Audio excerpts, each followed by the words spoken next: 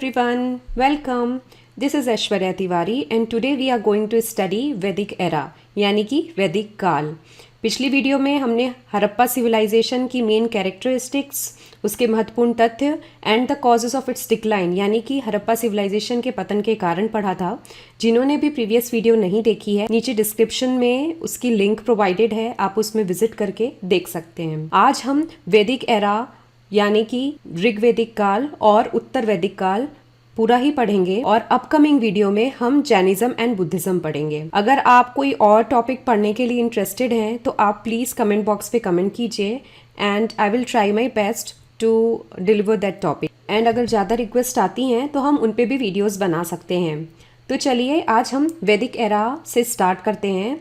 And वैदिक era क्यों important है? क्योंकि जो इंडिया है वो ऑल ओवर वर्ल्ड अपने डिस्टिंक्टिव कल्चर की वजह से जाना जाता है और जो वैदिक सभ्यता है वो भारत की एक नींव है। So I think you are going to like this class of today और कुछ भी फीडबैक एंड रिकमेंडेशंस हैं आप मुझे दीजिएगा। So let's really begin. वैदिक एरा यानी कि वैदिक काल स्टार्ट करने से पहले ये जानना जरूरी है कि वेदास क्या हैं। What are Vedas? वेदास जानने से पहले वेदास क्या हैं ये जानने से पहले ये जानना ज़्यादा महत्वपूर्ण है कि वेद का मतलब क्या होता है। What is the meaning of the word Veda? The word Veda means knowledge यानी कि ज्ञान।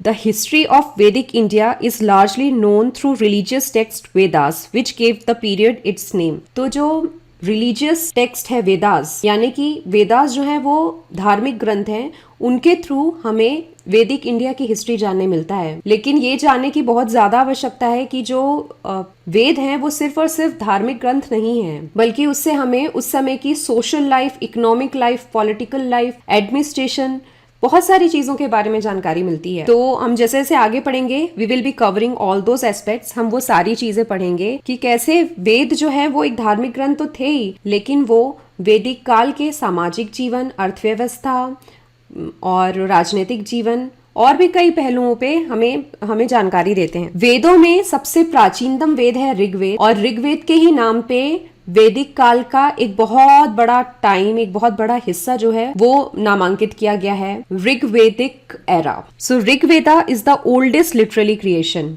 जो ऋग्वेद है ये सबसे प्राचीनतम लिखित ग्रंथ है। It is the oldest literally creation, जो कि सिर्फ इंडियन सब कॉन्टिनेंट का ओल्डेस्ट क्रिएशन नहीं है, ओल्डेस्ट लिटरेचर नहीं है, बल्कि पूरा जो इंडो यूरोपियन एरिया है, इंडो यूरोपियन रीजन है, उन एंटायर एरिया का सबसे ओल्डेस्ट लिटरेचर है, सबसे ओल्डेस्ट लिटरेरी वर्क है। So this is how old Rigveda is. मैंने फोटो भी अटैच की हुई है एंड ये ट्रू पिक्चर है ऋग्वेदा। वेदों को श्रुति भी कहा जाता है। Vedas are also called as Shruti. श्रुति का मतलब क्या होता है? श्रुति मीन्स टू हियर, सुनना। तो ऐसा माना जाता है कि जो वेद थे वो एक पीढ़ी से दूसरी पीढ़ी यानी कि from one generation to another मौखिक रूप में यानी कि ओरल ट्रांसमिशन के थ्रू पास ऑन होते थे। So that's why Vedas are also called as Shruti. जो वैदिक कल्चर है, जो वैदिक संस्कृति है, वो किन के द्वारा डेवलप किया गया है? वो आर्यंस के द्वारा डेवलप किया गया है। और आर्यंस कौन थे इनके बारे में भी हम आगे जानेंगे।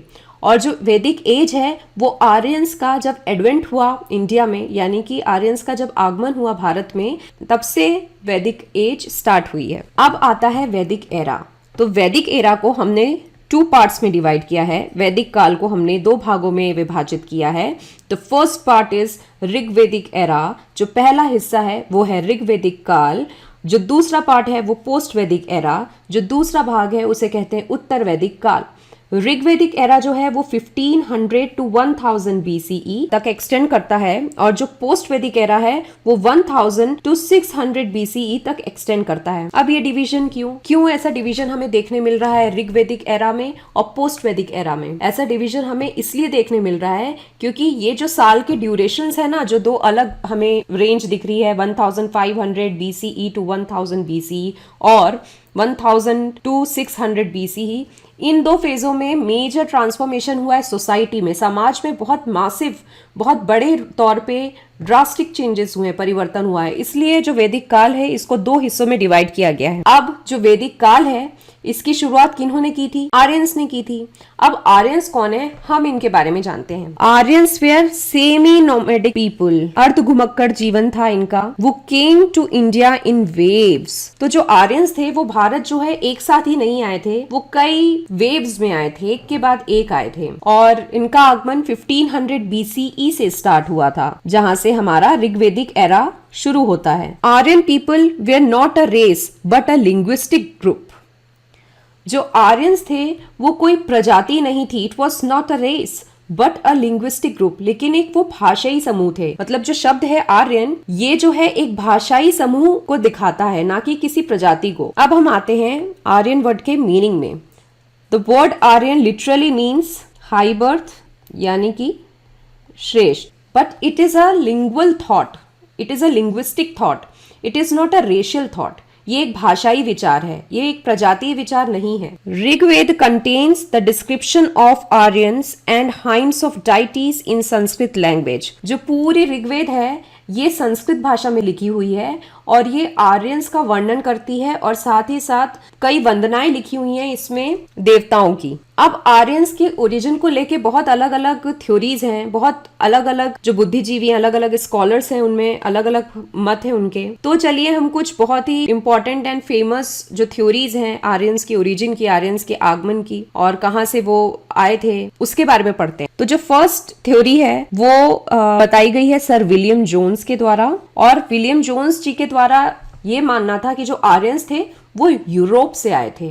और ये किस आधार पे ये चीज कहते हैं? ये कहते हैं similarity, basis on similarity between Sanskrit and European languages. जो सेकंड विचार है, जो सेकंड थॉट है, वो दिया है बाल गंगाधर तिलक जी ने, जिनका ये मानना था कि जो आर्यंस हैं वो नॉर्थ पोल से, यानी कि उत्तरी ध्रुव से भारत आए हैं। अब ये किस आधार पे इस चीज को कहते हैं कि जो आर्यंस हैं वो नॉर्थ पोल से इंडिया आए हैं? इस आधार पे कहते हैं कि ऋग्वेद में एक वर्णन है जहां पे 6 महीने दिन और 6 महीने रात ऐसे प्रदेश से आते हैं आर्यंस, ऐसा मेंशन्ड है। So this is possible on the countries which are lying very near to the North Pole. So that's why Bal Gangadhar Tilak he analyzes that Aryans came from North Pole. कि Aryans जो हैं वो उत्तरी ध्रुव से आए हैं। Next thought है स्वामी दयानंद सरस्वती जी का। स्वामी दयानंद सरस्वती जी का ये मानना है कि जो आर्यंस है वो तिब्बत से आए थे, दे केम फ्रॉम तिब्बत। जो नेक्स्ट थॉट है वो दिया है मैक्स मुलर जी का। This is one of the most approved thoughts which is famously approved by everyone, that Aryans came from central Asia.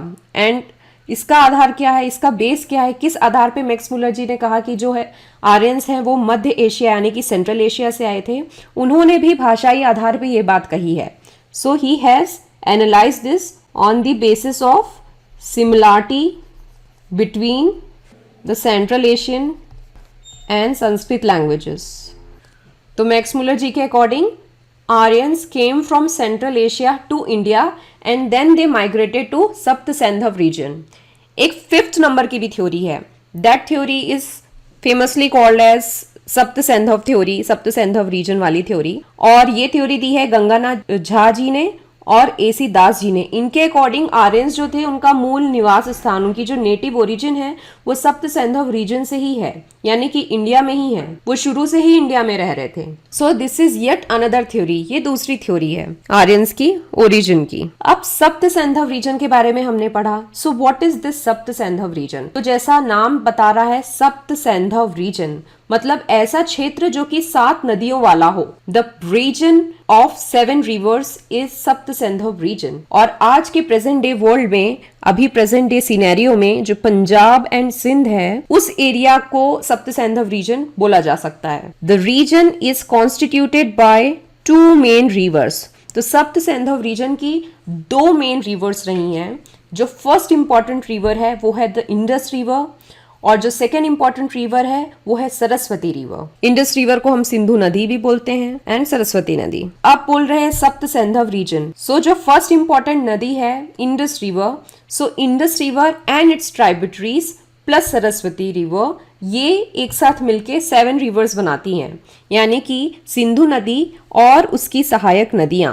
तो कौन कौन सी सहायक नदियां हैं? झेलम नदी, Ravi river, Chenab river, Sutlej river, Beas river और सरस्वती रिवर। लेकिन उस समय झेलम नदी को झेलम नाम से नहीं जाना जाता था, इनके कुछ अन्य नाम हैं। सो झेलम नदी का जो नाम है उस समय था वितस्ता। रावी रिवर का नाम था, जो रावी नदी है उसका नाम था परुष्णी नदी, परुष्णी रिवर। चेनाब का नाम था अस्किनी, सतलज का नाम था सतुद्री और ब्यास का नाम था बिपाशा। जो सरस्वती रिवर है, it is estimated that it is the present day Ghaggar Hakra river. So these were the 7 rivers which constituted the Sapt Sandhav region, ultimately where Aryans got settled in India। तो ये सातों नदियों ने ही मिलके सप्त सैंधव क्षेत्र बनाया जहां पे आर्यंस आके बसे। अब आर्यंस जो थे वो बहुत रैपिडली एक्सपेंड किए। हमने प्रीवियस वीडियो में देखा कि किस तरीके से इंडस वैली सिविलाइजेशन जो है वो डिक्लाइन हो गया, उसका पतन हो गया, और किस तरीके से जो सिंधु घाटी सभ्यता थी, जो इतनी विकसित सभ्यता थी, अपने समय की मेट्रोपोलिस सभ्यता थी, वो चालकोलिथिक सभ्यता में कन्वर्ट हो गई। आप प्रीवियस वीडियोस को रिफर कीजिए, आपको ये चीजें और अच्छे से समझ में आएंगी। एक बहुत बड़ा गैप हो गया after the decline of Indus valley civilisation, और जब आर्यंस जो हैं वो आए, उनका एडवेंट हुआ इंडिया में, तो वो बहुत रैपिडली एक्सपैंड किए। तो अब हम ये कारण जानेंगे कि what were the reasons behind rapid expansion of Aryans. So there are 4 reasons which are relating to the rapid expansion of Aryans. The first reason is use of chariots driven by horses. यानी कि जो Aryans थे उनको घुड़सवारी आती थी और उनको रथ चलाना आता था। They knew about chariots driven by horses. So this was the first reason. और इस वजह से ये बहुत लंबा डिस्टेंस ट्रेवल करके भारत में आके सेटल हुए। जो सेकेंड इंपॉर्टेंट रीजन है जिसकी वजह से आर्यंस जो है वो सप्त सैंधव रीजन में आ पाए, वो था वेपन्स, अस्त्र शस्त्र। Weapons were made of good quality of bronze. बहुत ही अच्छे क्वालिटी ऑफ ब्रॉन्ज का इस्तेमाल करना, उसका उपयोग करना और उससे बहुत अच्छे क्वालिटी के अस्त्र शस्त्र बनाने की कला पता थी उन्हें। They knew about it very well. जो थर्ड इंपॉर्टेंट पॉइंट है जिस वजह से आर्यंस जो है वो सक्सेसफुल हो सके to come and to settle in Sapta Saindhav region so rapidly was use of armour. अब आर्मर, इसे हिंदी में वर्मन भी बोलते हैं। It is a type of well, एक तरीके का कोट होता है जो कि बहुत हार्ड लेदर से और मेटल से बना रहता है। So this is used by Aryans, I mean this was used by Aryan during Vedic era, during wars. जो फोर्थ इंपॉर्टेंट पॉइंट है, use of destructive machine called as Purcharishnu. एक तरीके की बहुत ही डिस्ट्रक्शन क्रॉस करने वाली एक मशीन का यूज करते थे आर्यंस, वो थी पुरचारिष्णु। इसके भी इस्तेमाल की वजह से आर्यंस जो हैं वो बाकियों को हरा सके और वो फाइनली सप्त सैंधव रीजन में सेटल हो सके। अब हम आते हैं वैदिक एज यानी वैदिक काल के पहले हिस्से की, ऋग्वैदिक एरा, जिसका नाम जो है ऋग्वेद के ऊपर रखा गया है और ये 1500 टू 1000 BCE तक एक्सटेंड करता है। अब ऋग्वैदिक एरा में हम बहुत सारी चीजें पढ़ेंगे, जैसे ऋग्वैदिक एरा में इकोनॉमिक लाइफ जो थी आर्यंस की उसके बारे में पढ़ेंगे, उनकी पॉलिटिकल लाइफ के बारे में पढ़ेंगे, उनके एडमिनिस्ट्रेशन के बारे में पढ़ेंगे, उनके सोशल लाइफ के बारे में पढ़ेंगे, उनकी रिलीजियस लाइफ के बारे में पढ़ेंगे। और ये सब ज्ञान हमें कहां से प्राप्त होता है? ये सब इंफॉर्मेशन हमें मिलती है ऋग्वेद से। अब हम फर्स्ट चीज जो पढ़ने वाले हैं वो है economic life of Aryans, Aryans की अर्थव्यवस्था। तो जो आर्यंस थे ना, they were mainly of pastoral society, they had a pastoral society, यानी कि जो जानवर है उनका पालन पोषण करते थे, वो उनका मेन ऑक्यूपेशन था, that was their main profession. So have written animal husbandry was their main occupation. इसके साथ साथ वो एग्रीकल्चर भी करते थे। और एग्रीकल्चर कैसा करते थे? कृषि कैसी रहती थी? सबसिस्टेंस एग्रीकल्चर था, मतलब एक्स्ट्रा प्रोडक्शन नहीं होता था। सबसिस्टेंस एग्रीकल्चर को हम हिंदी में बोलते हैं निर्वाह कृषि। अब आती हैं काउज, गाय। इनका बहुत बड़ा आर्थिक महत्व था। याद रखिए, इकोनॉमिक इंपॉर्टेंस था वैदिक सिविलाइजेशन में। Cows had very high economic importance and they were considered sacred and were called Aghanya. तो जो काउज थी उनको अघन्या भी बोलते हैं। Aghanya means something which should not be killed, and killing of something which has been prohibited, किसी को मारना प्रतिबंधित हो उसे अघन्य कहते हैं. So this was the importance of cow. और बहुत सारी चीजें हैं जो काउस के ऊपर नामकरण की गई है, गौ के ऊपर नामकरण किए गए हैं. जो मीन्स ऑफ एक्सचेंज था, विनिमय जो सिस्टम था उस समय का, वो भी या तो काउस थी या तो बार्टर सिस्टम था, लाखा बाटा की प्रथा थी. जो वार्स थे वो भी फाइट किसके लिए होते थे, लोगों के बीच युद्ध क्यों होता था. उस समय जो आर्यंस थे वो कबीलों में रहते थे. दे वे आर ट्राइबल पीपल. अलग अलग कबीले थे, अलग अलग ट्राइब्स थी, अलग अलग ग्रुप्स थे, उनके ट्राइबल ग्रुप्स थे. और उनके बीच जब भी युद्ध होता था, जब भी वार होता था, दे फॉट फॉर काउज. क्यों? क्योंकि काउज का इकोनॉमिक इंपॉर्टेंस बहुत ज्यादा था. और यही जो वार्स थे इनको क्या कहा जाता था? Gavishti. Again named after cows. ये क्वेश्चंस आते हैं, गविष्टि, ये सब नाम अघन्य याद रखिएगा. Barley was the main staple crop and was called yava. जो उनका मुख्य भोजन था वो था बार्ली यानी कि ज्वार, एंड इसे यव बुलाते थे आर्यंस. जो अब हम पढ़ते हैं political system of Rigvedic era, यानी कि जो राजनीतिक दशा थी ऋग्वेदिक काल की, उसके बारे में. तो जो मैंने जैसे बताया कि जो आर्यंस थे वो कबीलों में रहते थे. They lived as in tribes. And उस समय का जो ट्राइबल चीफ था, जो कबीलों का सरदार था, कबीला प्रमुख था, उसे राजन कहा जाता था, यानी कि किंग.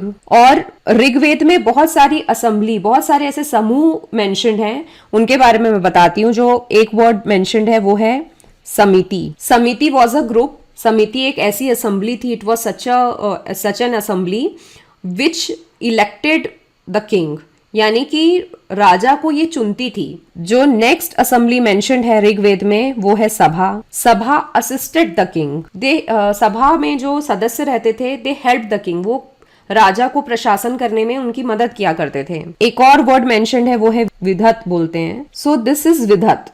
विधत जो है ये सबसे ओल्डेस्ट असेंबली है, सबसे पुरानी असेंबली है. ये सारे क्वेश्चंस भी एग्जाम्स में पूछे जाते हैं. So do memorise it. इसे जरूर याद कर लीजिएगा. हो सके तो आप एक कॉपी पेन रख सकते हैं and you can note down the points. और एक और वर्ड का वर्णन है, उसे कहते हैं गण. ये भी एक तरीके की असेंबली थी जिसमें जो वुमेन थी, जो महिलाएं थी, वो सभा में, विधत में पार्टिसिपेट कर सकती थी, गण में भी पार्टिसिपेट कर सकती थी. Chief was eager to win the support of sabha and samiti. जो उस समय का जो कबीले का सरदार था, जो राजन था, वो बहुत ही आतुर रहता था. He was very eager to win the support of sabha and samiti. इससे ये हमें पता चलता है कि जो राजन था उसकी जो पोस्ट थी वो पहली बात वंशानुगत नहीं थी, हेरिडिटरी नहीं थी. दूसरी बात वो इलेक्ट होता था, एक उसमें इलेक्शन होता था, सिलेक्शन होता था. तीसरी बात ये कि उतना ज्यादा उसके अंदर पावर नहीं था. वो टैक्सेस जो है वो इम्प्लीमेंट नहीं कर पाता था. रेगुलर टैक्सेस नहीं थे उस समय, टैक्स सिस्टम नहीं था. सो जो पावर थे राजन के उस समय के, तो the power of Rajan was limited. वो लिमिटेड थे, कम थे. अब उस समय के जो मेन ऑफिसर्स थे, मेन अफसर थे, उनके बारे में जानते हैं. जो कुछ प्रमुख अफसर थे उस समय के. जो फर्स्ट सबसे इंपॉर्टेंट ऑफिसर था वो था पुरोहित. Most important officer and king's mentor. और ये राजा का गुरु था. पुरोहित जो थे वो राजा को सलाह देते थे कि कैसे आगे आपको एडमिनिस्ट्रेशन करना है, किस चीज में किस तरीके के डिसीजंस लेने हैं. So he was the think tank for Rajan. Next है सेनानी. Senani, they belonged to military organisation. Third है Vrajapati, incharge of pasture land. ये पास्चर लैंड के इंचार्ज थे, यानी कि चारागाह या गोचर भूमि के स्वामी थे. जो फोर्थ ऑफिसर था जिसका मेंशन ऋग्वेद में है वो थे स्पे, यानी कि डिटेक्टिव, गुप्तचर विभाग था ये. अब आता है एडमिनिस्ट्रेशन ऑफ ऋग्वेदिक एरा, ऋग्वेदिक काल का प्रशासन. तो जो ऋग्वेदिक काल था उसमें कई प्रशासनिक इकाइयां थी. There were many administrative units in Rigvedic era. और ये नीचे डिस्क्राइब्ड है. जो सबसे छोटी यूनिट थी, प्रशासनिक इकाई, सबसे छोटी प्रशासनिक इकाई थी वो थी कुल. कुल इसका जो हेड था, इसका जो प्रमुख था, उसको हम कहते हैं कुलप. उसके बाद कई कुल मिलके बनाते थे ग्राम. ग्राम का जो हेड था उसको कहते थे ग्रामीणी. कई ग्राम मिलके बनाते हैं विश. जो ये वर्ड है ना विश, विश का मतलब ही होता है जनरल पब्लिक, आम लोग. विश का जो प्रमुख था, विश का जो हेड था, उसको बोलते थे विशपति. फिर आता था जन, यानी कि ट्राइब. कई विश मिलके जन बनाते थे. इसका जो प्रमुख था उनको कहते थे पुरोहित. और कई जन, कई ट्राइब्स मिलके बनाते थे राष्ट्र. राष्ट्र के प्रमुख थे राजन। सो ये मैंने आपको बताया administrative units during Rigvedic era and the heads of those administrative unit. तो ये सबसे छोटा है कुल और राष्ट्र सबसे बड़ा है। जब हम पोस्ट वैदिक एरा पढ़ेंगे तो ये एक और एडमिनिस्ट्रेटिव यूनिट ऐड हो जाएगी जन के और राष्ट्र के बीच में। जन जो है साइज में और बड़े हो जाएंगे और कई जन मिलके बनाएंगे जनपद और कई जनपद मिलके फिर बनाएंगे राष्ट्र। ये हम पोस्ट वैदिक एरा के बारे में जान रहे हैं, उत्तर वैदिक काल के बारे में जान रहे हैं और ऋग्वेदिक काल के लिए ये स्ट्रक्चर है। अब हम आते हैं social system of Rigvedic era, यानी सामाजिक दशा जो थी उसके बारे में हम जानते हैं। तो पहली चीज थी कि पैट्रियार्कल सिस्टम था ऋग्वेदिक एरा में, यानी कि पितृसत्तात्मक समाज था। एविडेंस ऑफ वर्ण और क्लास सिस्टम मिलता है हमें। तो ऋग्वेदिक काल में भी हमें वर्ण और क्लास सिस्टम मिलता है, लेकिन जो वर्ण था उसका जो रेफरेंस था वो कलर ऑफ स्किन था। एक गौर वर्ण था और एक कृष्ण वर्ण था। तो this varna system, this class system basically refer to the colour of skin. जो विमेन की पोजीशन थी, महिलाओं की जो दशा थी वो बहुत कॉम्प्लेक्स थी ऋग्वेदिक काल में। कैसे कॉम्प्लेक्स थी अब हम जानते हैं। जो विमेन थी दे पार्टिसिपेटेड इन सभा एंड विधात। महिलाएं थी वो सभा में और विधत में पार्टिसिपेट करती थी, लेकिन समिति में नहीं करती थी। मतलब उनके कुछ पॉलिटिकल पावर्स थे, उनके पास कुछ राजनीतिक शक्तियां थीं। महिलाओं को दुहित्री बुलाया जाता है because she use to milk the cows. So they were called as Duhitri. आज भी हम बेटियों को दुहिता कहते हैं, तो दुहिता शब्द जो है दुहित्री से ही आया। इससे हमें क्या पता चलता है, चूंकि काउज जो थी उनका एक इकोनॉमिक इंपॉर्टेंस था, उनका एक आर्थिक महत्व था और महिलाओं को दुहित्री बुलाया जाता है। मतलब जो महिलाएं थी वो अर्थव्यवस्था का भी एक हिस्सा थी, वो आर्थिक गतिविधियों में पार्टिसिपेट करती थी, वो इकोनॉमिक एक्टिविटीज में पार्टिसिपेट करती थी। Women education existed. जो वीमेन एजुकेशन है it existed during Rigvedic era, और हमें ऋग्वेदिक एरा के समय ये कई ऐसी महिलाओं का, कई ऐसी स्कॉलर्स का, लेडी स्कॉलर्स के बारे में पता चलता है जिन्होंने ऋग्वेद को बनाया, जैसे लोपामुद्रा, अपला, ऐसे बहुत से नाम हमें मिलते हैं जिन्होंने ऋग्वेद को कंपोज किया है। सती जो थी उस समय एग्जिस्ट नहीं करती थी, सती प्रथा नहीं था, सती प्रथा नहीं थी। एंड विडो रीमैरिज एग्जिस्टेड, और विधवा पुनर्विवाह प्रेजेंट था। Birth of male child was celebrated whereas birth of female child was neither celebrated nor grieved.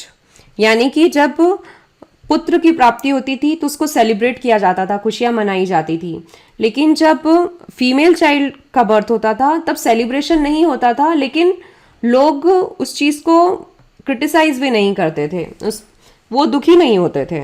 मतलब they were in a way welcoming towards female child. Female infanticide उस समय present नहीं था। Women had no political rights. मतलब ये participate करती थी कई ऐसी असेंबलीज में, जैसे सभा हो गया, विधात हो गया, लेकिन इनका कुछ से नहीं रहता था उसमें। Institution of marriage included. अब हम मैरिज के बारे में पढ़ते हैं। उस समय ऋग्वेदिक एरा के समय किस तरीके की मैरिजेस होती थी उस समय? मोनोगैमी, एकल विवाह, पॉलीएंड्री, पॉलीगैमी एक्सेट्रा। पॉलीगैमी यानी बहु स्त्री विवाह, पॉलीएंड्री यानी कि बहु पुरुष विवाह etcetera. Unmarried daughters had share in their father's property. यानी कि जो अविवाहित स्त्रियां थी उनके पिता की संपत्ति पे अधिकार था, और साथ ही साथ ऐसी बेटियां जिनका विवाह हो गया है, वो have already been married but they don't have any brothers. So ऐसी जो लड़कियां थी उनका भी उनके पिता की संपत्ति पे, उनके फादर की प्रॉपर्टी पे एक राइट था। So there was right to property to certain extent during Rigvedic era. ये कंडीशन बदल जाएगी पोस्ट वैदिक एरा में। अब हम आते हैं religious life of Rigvedic people में, यानी कि जो उनका धार्मिक जीवन था ऋग्वेदिक काल के लोगों का, उसके बारे में पढ़ते हैं। तो ऋग्वेदिक काल में चूंकि लोग बेसिकली एनिमल हस्बेंड्री पे डिपेंडेंट थे और एग्रीकल्चर पे डिपेंडेंट थे, तो उनके लिए सबसे चैलेंजिंग पार्ट क्या होता था? नेचर और नेचर की फोर्सेस। जो प्राकृतिक आपदाएं हैं, प्राकृतिक शक्तियां हैं, वो उनके लिए काफ़ी ट्रबलसम रहता था, तो वो उन्हीं की पूजा करते थे। तो they were mainly worshipper of nature and were polytheist. कई देवताओं की पूजा करते थे और प्रकृति की पूजा करते थे, और ये जितने भी देवता थे ये ह्यूमन फिगर्स थे नेचुरल फोर्सेस का। जैसे इंद्र जो थे उनका मेंशन अराउंड 250 टाइम्स हुआ है ऋग्वेद में, यानी कि ये सबसे महत्वपूर्ण डाइटी थे, सबसे महत्वपूर्ण देवता थे ऋग्वेदिक काल के इंद्र। और इन्हें पुरंदर भी कहते हैं, यानी कि डिस्ट्रॉयर ऑफ फोर्ट्स, किलों को नष्ट करने वाले। अग्नि, ये सेकेंड मोस्ट इंपॉर्टेंट गॉड है क्योंकि इनका सेकेंड मोस्ट टाइम्स ऋग्वेद में मेंशन किया गया है। अग्नि मतलब गॉड ऑफ फायर। थर्ड है Varun, God of water and clouds. इसके अलावा कई फीमेल डाइटीज भी थी। ये भी एक तरीके से विमेन पोजीशन बताता है ऋग्वेद एरा का। ये उतनी इंपॉर्टेंट नहीं थी बट दे एग्जिस्टेड। पहली थी अदिति, वो was the mother of gods, वो सारे जो देवता थे उनकी माता थी। दूसरी थी रात्रि, गॉडेस ऑफ नाइट। तीसरी थी उषा, गॉडेस ऑफ डॉन, भोर की देवी। अब हमने ऋग्वेदिक काल के बारे में पढ़ा, अब हम आते हैं उत्तर वैदिक काल के बारे में। और उत्तर वैदिक काल को और अच्छे से और एफिशिएंटली समझने के लिए मैंने कंपैरिजन किया हुआ है ऋग्वेदिक काल का और पोस्ट वैदिक काल का। सो आई थिंक सो कि इस कंपैरिजन से चीजें और अच्छे से क्लियर हो पाएंगी। So let's begin. जो फर्स्ट कॉलम है it is about Rigvedic era, जो सेकेंड कॉलम है it is about post Vedic era. तो सबसे पहले हम कंपैरिजन कर रहे हैं इकोनॉमिक लाइफ का दोनों ही एरा में। तो जैसा अभी हमने पढ़ा, ऋग्वेदिक एरा में पेस्टोरल सोसाइटी थी, पशुपालन करते थे। उनका मुख्य जो ऑक्यूपेशन था, मेन ऑक्यूपेशन था, वो था एनिमल हस्बेंड्री, और साथ ही साथ निर्वाह कृषि करते थे, यानी कि सबसिस्टेंस एग्रीकल्चर करते थे। लेकिन पोस्ट वैदिक एरा में जो सोसाइटी थी वो और स्टेबिलिटी की तरफ आई, और एग्रीकल्चर जो था वो मेन ऑक्यूपेशन हो गया पोस्ट वैदिक एरा में आर्यंस का, विथ सरप्लस क्रॉप प्रोडक्शन। मतलब अब एक्स्ट्रा प्रोड्यूस करते थे, उनको जितनी की रिक्वायरमेंट होती थी, उनको जितना अनाज चाहिए होता था उसके अलावा भी वो प्रोडक्शन करने लगे थे। पैट्रियार्कल सोसाइटी, ऋग्वेदिक एरा में पैट्रियार्कल पितृसत्तात्मक समाज था, ये हमने पढ़ा। लेकिन जो उत्तर वैदिक काल था, पोस्ट वैदिक एरा था, इसमें भी पैट्रियार्की थी लेकिन ये और इंटेंसिफाई हो गई एंड फादर वर्शिप बिगेन, पितृ पूजा की शुरुआत हो गई। अब हम पोजीशन ऑफ वुमेन पढ़ते हैं। जैसे हमने पढ़ा कि ऋग्वेदिक एरा के समय women had respect, right to property, उनको राइट टू प्रॉपर्टी था, राइट टू एजुकेशन था, and women's choice of getting married was considered. लेकिन पोस्ट वैदिक एरा में क्या हुआ, जो विमेन थी अब उनके पास कोई भी राइट टू एजुकेशन नहीं था, कोई भी राइट टू प्रॉपर्टी नहीं था, और उनकी जो मैरिजेस थी वो भी फोर्स्ड होने लग गई, उनकी इच्छा नहीं पूछी जाती थी।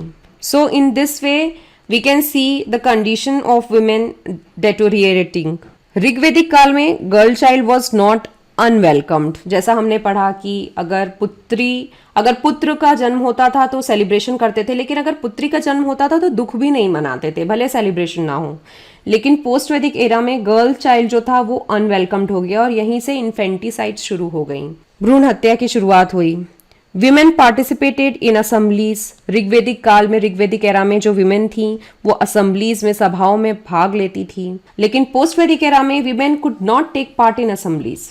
पोस्ट वैदिक एरा में विमेन जो है एक भी असेंबली में पार्ट नहीं लेती थी। मतलब ये दिखा रहा है कि कैसे जो विमेन है, महिलाएं हैं, उनका पॉलिटिकल राइट, उनका जो पॉलिटिकल दशा है उनकी जो, वो कमजोर हो रही है। फिर नेक्स्ट था stratification of society was not rigid. तो ऋग्वेदिक काल में जो समाज था वो कई वर्गों में विभाजित था, लेकिन वो जो विभाजन था, वो जो डिवीजन था, it was based on occupation, वो क्या व्यवसाय करते थे।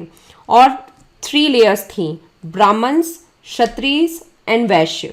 सिर्फ 3 लेयर्स थी जिसमें समाज जो था डिवाइडेड था। और ऐसा भी होता था कि कई बार एक फैमिली में तीनों ही स्ट्रेटास के लोग प्रेजेंट रहते थे, यानी कि जो एजुकेशन दे रहा है, जो मेंटल वर्क कर रहा है, वो ब्राह्मण कहलाएगा। क्षत्रिय जो है, जो फिजिकल वर्क करेंगे, वो क्षत्रिय कहलाएंगे। वैश्य जो एनिमल हस्बेंड्री करेंगे, जो एग्रीकल्चर करेंगे, कृषि करेंगे, वो वैश्य कहलाएंगे। तो एक फैमिली में ब्राह्मण भी हो सकते थे, क्षत्रिय भी हो सकते थे और वैश्य भी हो सकते थे, और एक दूसरे स्ट्रेटास में शिफ्ट भी हो सकते थे लोग। लेकिन जो पोस्ट वैदिक एरा है, जो उत्तर वैदिक काल है, उसमें ये जो स्ट्रेटिफिकेशन है सोसाइटी का, ये जो डिवीजन हुआ है ना सोसाइटी का, ये और रिजिड हो जाता है और लोग एक से दूसरे स्ट्रेटा में, एक से दूसरे लेयर में शिफ्ट नहीं हो सकते। और अब 4 तरीके के स्ट्रेटास हैं। पहला स्ट्रेटा है ब्राह्मण्स, दूसरे हैं क्षत्रिय, तीसरे हैं वैश्य और चौथे हैं शूद्र। तो ये जो शूद्र थे, इनका जॉब ये निर्धारित कर दिया गया था कि they have to serve the other 3, और ये जो 3 थे इनको द्विज बोला जाता था। ऐसा मानना था कि इनको सिर्फ 2 जन्म लेने पड़ते हैं टू अटेन साल्वेशन, मुक्ति के लिए। अब नेक्स्ट आता है पॉलिटिकल सिस्टम में क्या चेंजेस आए, पॉलिटिकल लाइफ में क्या चेंजेस आए, ऋग्वेदिक era to post Vedic era. तो ऋग्वेदिक काल में जो हाईएस्ट पॉलिटिकल यूनिट थी वो थी जन, और पोस्ट वैदिक काल में जो हाईएस्ट पॉलिटिकल यूनिट हुई जनपद। वो क्यों? वो इसलिए क्योंकि हमने जैसा अभी पहले पढ़ा, पोस्ट वैदिक एरा में जो मेन ऑक्यूपेशन हुआ वो एग्रीकल्चर हुआ। कृषि हो जाने से क्या होने लगा, आर्यंस एक जगह रहने लग गए। जब वो रहने लग गए तो उनको ज़्यादा कृषि करनी थी, तो उनको ज़्यादा लैंड की ज़रूरत थी, ज़्यादा एरिया की ज़रूरत थी, ज़्यादा लैंड एक्वायर करना चाहते थे। और जो उनके वार्स थे वो भी मोर लैंड एक्वायरिंग करने के लिए और ज़्यादा भूमि जीतने के लिए होने लग गए। तो इसलिए अब जो है, जो किंग है, जो प्रमुख है कबीलों का, जो सरदार है, वो चाहेंगे कि और बड़ी एरिया उनको मिले ताकि वो और खेती कर सकें और प्रोडक्शन कर सकें और उनकी अर्निंग हो सके। इसलिए जन की साइज, कई जन मिलके जनपद बनाते हैं, और बड़ी हो गई और जनपद बन गई। जो राजन थे ये समिति के द्वारा चुने जाते थे और सभा के द्वारा असिस्ट किए जाते थे। लेकिन पोस्ट वैदिक एरा में जो किंगशिप है वो हेरिडिटरी हो गई। किंगशिप बिकेम हेरिडिटरी, यानी कि वंशानुगत हो गई। जो अब राजा की पोस्ट थी वो वंशानुगत हो गई। मतलब हम देख सकते हैं कि कैसे ऋग्वेदिक era to post Vedic era राजा की शक्तियां जो है वो बढ़ रही हैं। अब समिति का उतना इंपॉर्टेंस नहीं रह गया। अब समिति भी जो है एक ऐसी यूजुअल बॉडी हो गई जो कि राजा को हेल्प करेगी, और सभा भी राजा को असिस्ट करेगी। हम राजा की पावर्स बढ़ते हुए और किस तरीके से देखेंगे, ऋग्वेदिक एरा में कोई भी पर्टिकुलर टाइप का टैक्स सिस्टम नहीं था। No taxation system existed. King was provided a voluntary share of produce. मतलब राजा को जितना चाहिए रहता था, प्रोड्यूस का उत्पादन हुआ रहता था, उतना उनको दे दिया जाता था। लेकिन कोई फिक्स्ड टैक्सेशन सिस्टम नहीं था। लोगों को रेगुलर मायने पे, रेगुलर तरीके से टैक्सेशन नहीं देना पड़ता था। लेकिन पोस्ट वैदिक एरा में, उत्तर वैदिक काल में, taxes were forced and regular taxes were collected and tax was called bali. अब रेगुलर टैक्सेस कलेक्ट किए जाने लगे। अब राजा जो है वो रेगुलर टैक्सेस डिमांड करने लग गए। मतलब उनकी इकोनॉमिक कंडीशन और मजबूत हो रही है और दूसरों को कंपल्शन है राजा को टैक्स देने का। इस तरीके से भी राजा की जो पावर्स हैं वो पोस्ट वैदिक एरा में बढ़ रही हैं। और ये टैक्स को क्या बोला जाता था? बलि। ये क्वेश्चन भी पूछा गया है। नेक्स्ट आता है मेन डाइटीज। ऋग्वेदिक एरा में जो मेन डाइटीज थे वो कैसे थे? Indra. Gods were personified natural phenomenon. मतलब जो प्राकृतिक शक्तियां हैं उनका मानवीकरण किया जाता था और वही उनके भगवान होते थे ऋग्वेदिक काल में। जैसे इंद्र देवता, वरुण देवता, अग्नि देवता भी हमने पढ़ा। लेकिन उत्तर वैदिक काल में अब भगवान जो हैं वो कौन थे? Vishnu, Rudra and Prajapati became chief gods. क्योंकि अब जो राजन की पोस्ट है वो हेरिडिटरी हो गई। अब ऑक्यूपेशन वाइज क्लासिफिकेशन नहीं है, स्ट्रेटिफिकेशन नहीं है सोसाइटी का। तो लोग चाहेंगे कि उनको एक बहुत अच्छा पुत्र प्राप्त हो, जिसके पास ज़्यादा फिजिकल पावर हो, बहुत एफिशिएंट हो, बहुत कैपेबल हो। तो उन्हें विष्णु जैसा पुत्र प्राप्त हो, रुद्र जैसा पुत्र प्राप्त हो, इसलिए उन्होंने इनकी पूजा करना शुरू की। ऋग्वेदिक एरा में worshipping was mainly based on prayers. किस तरीके से पूजा करते थे? प्रार्थना करके, प्रार्थना के थ्रू मेनली पूजा की जाती थी। पोस्ट वैदिक एरा में rituals and sacrifices were the key points of worshipping. तो अब क्या हुआ कि कर्म कांड आ गए, सेक्रीफाइसेस आ गए, एंड ये अब वर्शिपिंग का मेन पार्ट बन गए। और साथ ही साथ प्रीस्ट डोमिनेंस भी बढ़ गया। मतलब अब पुजारी जो हैं उनकी आवश्यकता होती थी पूजा करवाने के लिए, कर्म कांड के लिए। पोस्ट वैदिक एरा में concept of karma was introduced. उत्तर वैदिक काल में ही कर्म का जो कॉन्सेप्ट है, कर्म का जो सिद्धांत है, जैसे निष्काम कर्म जो हमने गीता में देखा है, ये कहाँ से आया, कब से स्टार्ट हुआ? ये उत्तर वैदिक काल में, पोस्ट वैदिक एरा से स्टार्ट हुआ। So this was today's very discussion on वैदिक एज। आई होप आपको क्लास पसंद आई होगी, एंड डू सजेस्ट मी कि मैं और कौन से टॉपिक्स पे अपनी क्लासेस करूं, वीडियोस बनाऊं, और क्या इम्प्रोवाइज कर सकती हूँ। और मैं अपनी क्लास अगले ट्यूसडे को लाऊंगी। So thank you so much. Take care of yourself.